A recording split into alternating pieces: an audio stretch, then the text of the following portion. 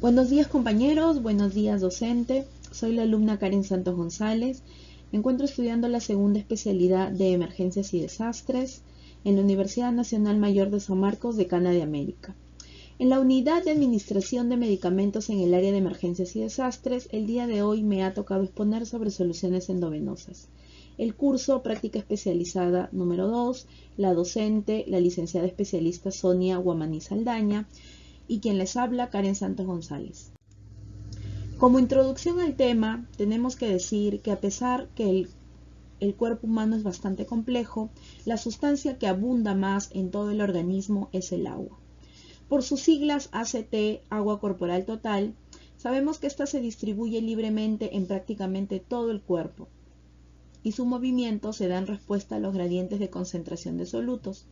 El agua corporal total representa diferentes porcentajes del peso corporal total, del 50 al 60%, el cual puede variar en las personas según la edad, el peso, el género y la cantidad de tejido adiposo y otros factores. También para poder seguir con esta exposición tenemos que tener en cuenta los conceptos de osmolaridad y osmolalidad. La osmolaridad está determinada principalmente por las partículas por litro de agua de sodio, que es el principal contribuyente, urea y glucosa.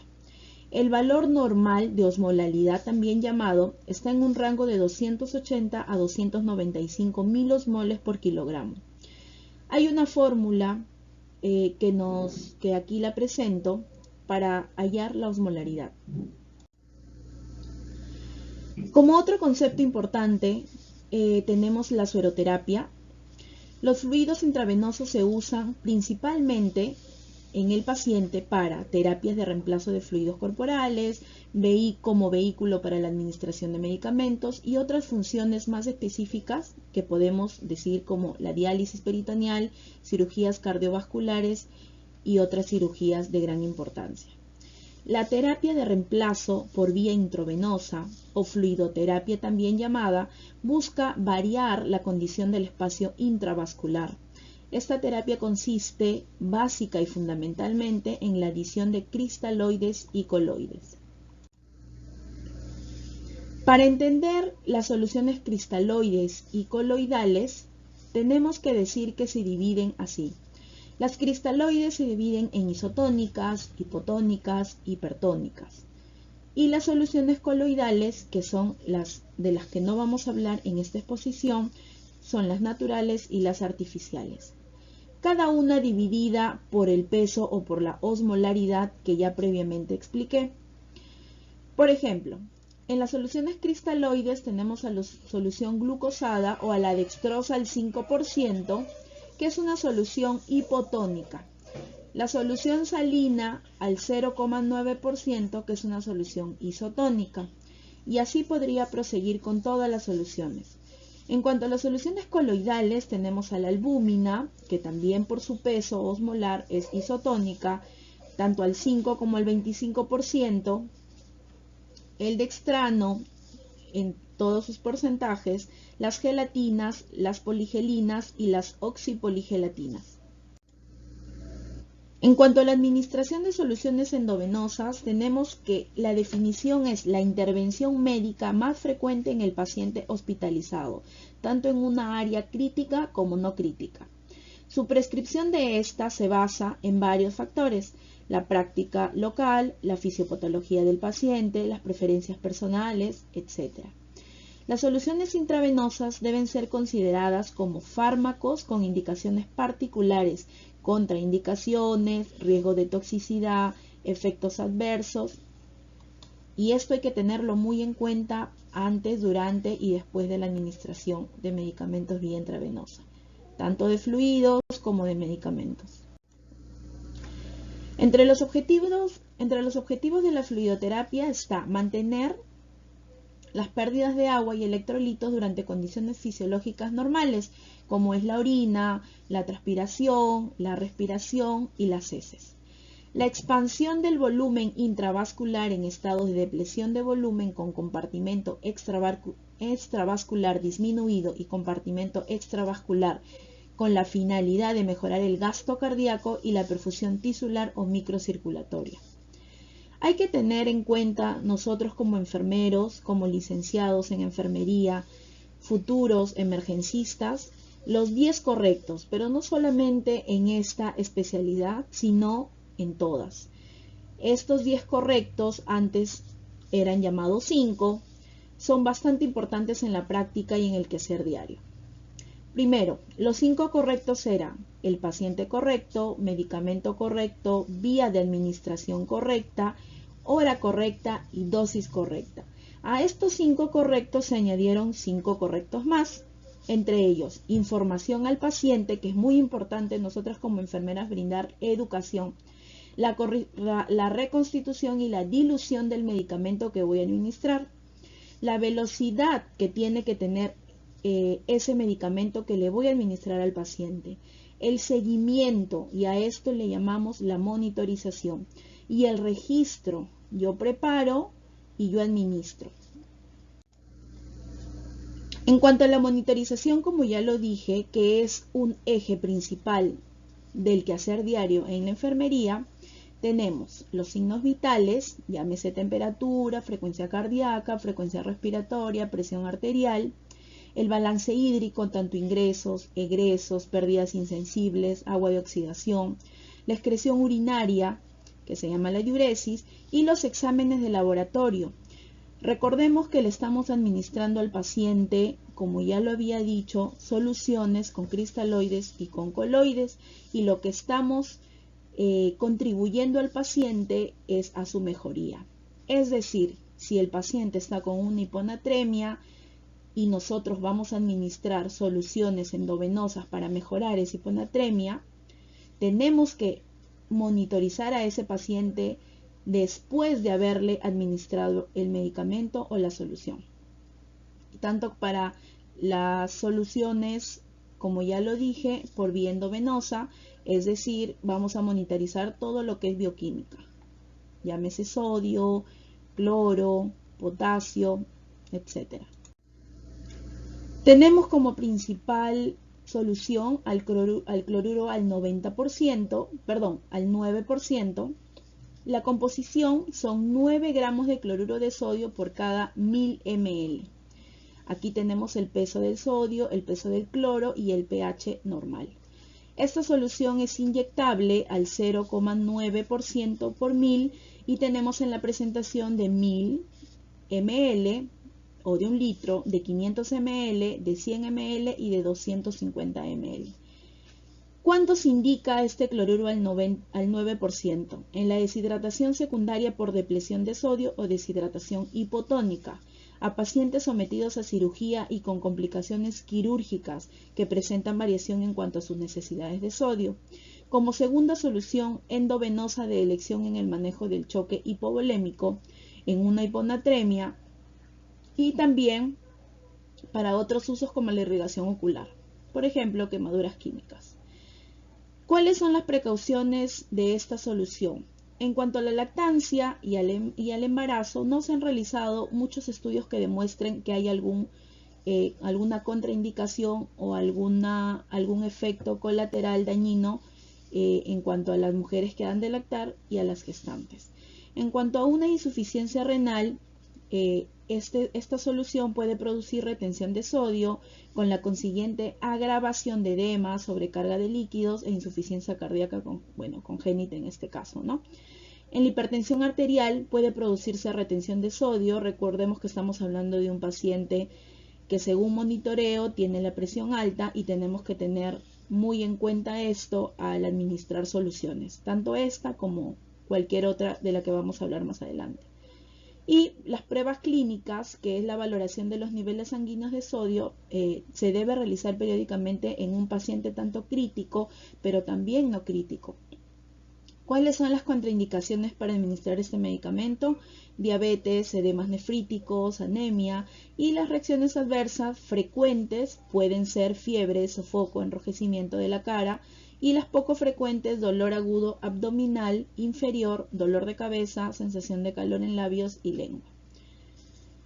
El almacenamiento y estabilidad de la solución debemos almacenar a temperatura menor de 40 grados centígrados, preferiblemente entre 15 y 30 grados centígrados esta solución. Por otro lado, tenemos a la dextrosa al 5%, en su composición por cada 100 ml contiene 100 gramos de dextrosa. Es decir, 50 gramos en un litro de dextrosa al 5% en un frasco de 1000 mililitros, ¿no? Su pH es de 3.5 aproximadamente y su osmolaridad 252 milosmoles por litro. ¿Cuándo está indicada esta solución? En un manejo de emergencia de hipercalemia, en una corrección de la hiperglicemia durante el tratamiento de una cetoacidosis diabética, que es una complicación de la diabetes, y deben estar acompañados de una infusión continua de insulina. Recordemos que mientras un paciente se le está administrando insulina, no solamente tiene que haber un monitoreo estricto de pérdidas, de ingresos y de egresos, sino también un hemoglucotest bastante minucioso, ¿no?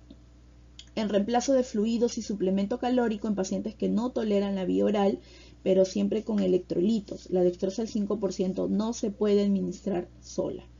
En una deshidratación severa, y sabemos que la dextrosa al 5% es un buen vehículo para la administración de muchos fármacos e inotrópicos, ¿no? Hablemos de la noradrenalina, por ejemplo.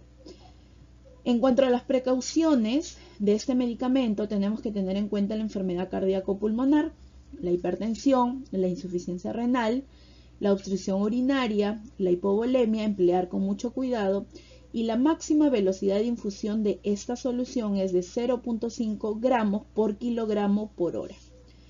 En cuanto a las contraindicaciones, al ser dextrosa al 5%, están contraindicados en el coma diabético, no es útil en la reanimación en el choque hipovolémico por su comportamiento muy similar al agua.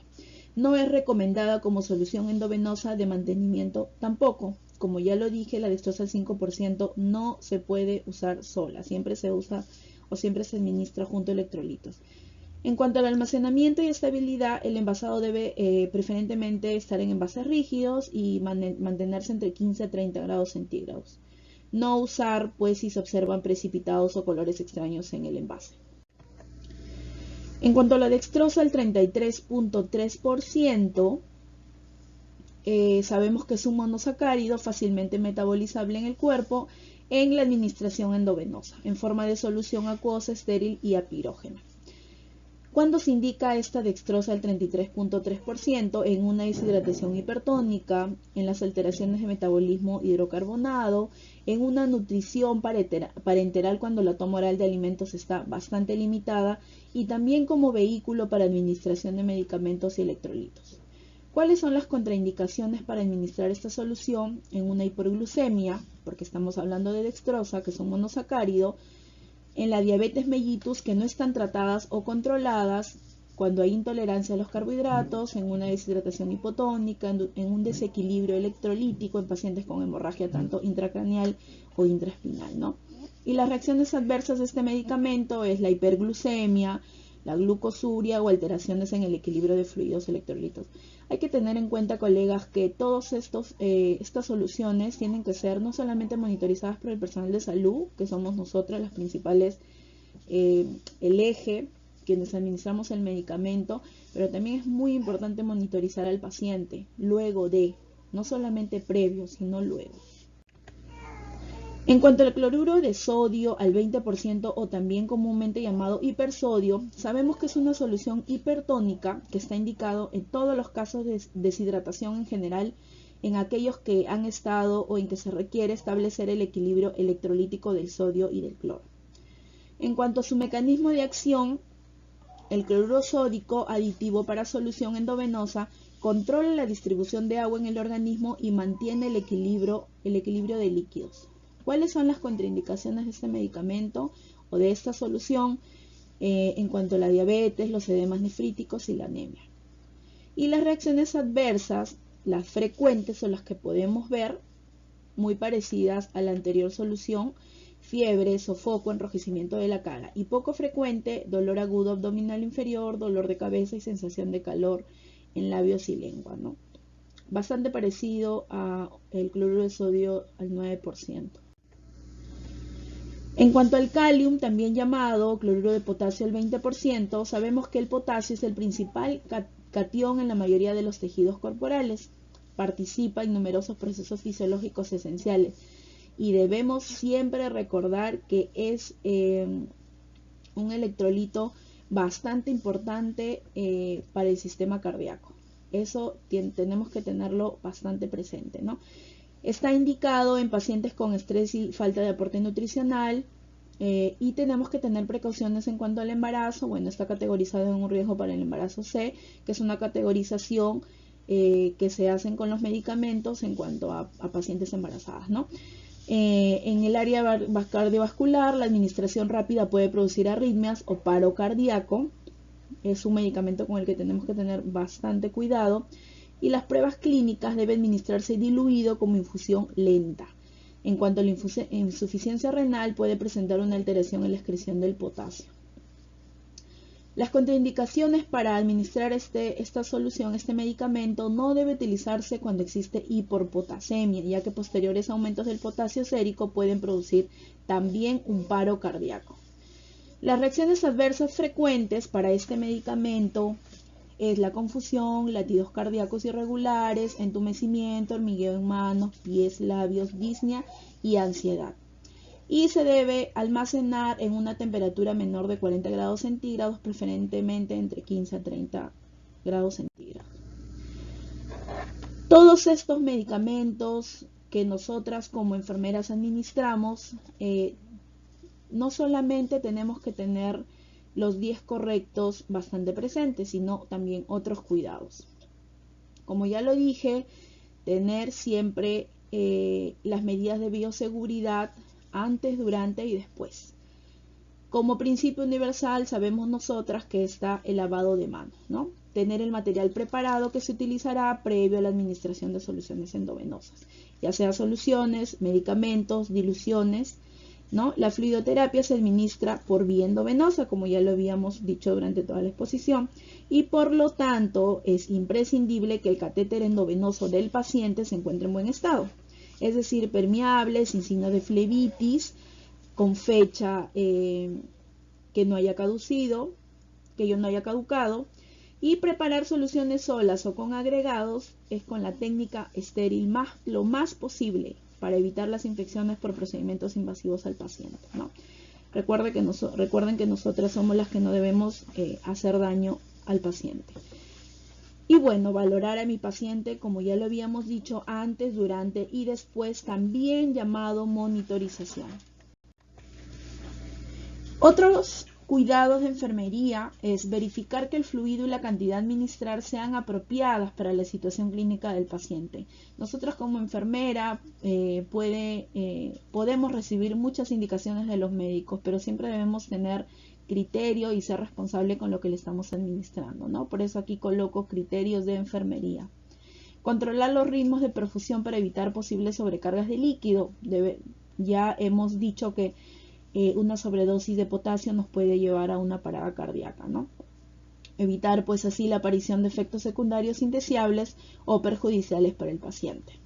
Realizar un balance hídrico estricto si así lo requiere el paciente, y se debe recordar que se requiere más volumen de cristaloides, de 3 veces más, que de coloides para lograr los mismos objetivos. Solicitar exámenes de laboratorio, bioquímica, ¿no? En este caso cloro, sodio, potasio, para así tener una base objetiva del medio interno de mi paciente. Bueno, en cuanto al aporte científico, tenemos este estudio que se titula Generalidades sobre fluidoterapia y desórdenes electrolíticos, enfoque en la farmacia hospitalaria, primera parte, ¿no? Los autores, Chaverri, Fernández, Díaz Madrid y Cordero García. Tenemos dos químicos farmacéuticos y un estudiante interno de la Facultad de Farmacia de la Universidad de Costa Rica. Las palabras claves: fluidoterapia, desequilibrio hidroelectrolítico e infusión parenteral. Como resumen de este estudio, nos habla, de la correcta utilización de fluidos, ya sea, como lo hemos mencionado, cristaloides o coloides, y el manejo en los desórdenes electrolíticos relacionados con potasio, magnesio y calcio, que son temas de gran importancia a nivel hospitalario. El farmacéutico hospitalario, como profesional de salud, debe estar en la capacidad de colaborar en lo que respecta a la optimización de los tratamientos y la prevención de errores por el uso incorrecto de fluidos por vía endovenosa o intravenosa, electrolitos concentrados y otros medicamentos relacionados. La revisión de distintas fuentes bibliográficas para este estudio evidenció que sí es posible encontrar gran variedad y cantidad de información, por lo que es importante que en cada centro de salud, hospital, clínica, se establezcan protocolos que permitan realizar la mejor monitorización al respecto, estableciendo controles cruzados y procesos que minimicen los errores al máximo. Es de especial relevancia entonces que el farmacéutico hospitalario tenga conocimientos amplios en los puntos tratados en esta revisión e incluya dentro de sus funciones como personal de salud o profesional de salud el velar porque en los centros de salud a nivel nacional se cuente con las herramientas necesarias para tratar satisfactoriamente a los pacientes en este sentido. Ese sería el aporte científico para la exposición que he logrado presentar. Tenemos distintos links de bibliografía. Principalmente hemos buscado los medicamentos en la DIGEMIT, del país, que pues es un ente, regulador de los medicamentos a nivel nacional. Eso sería todo. Muchas gracias.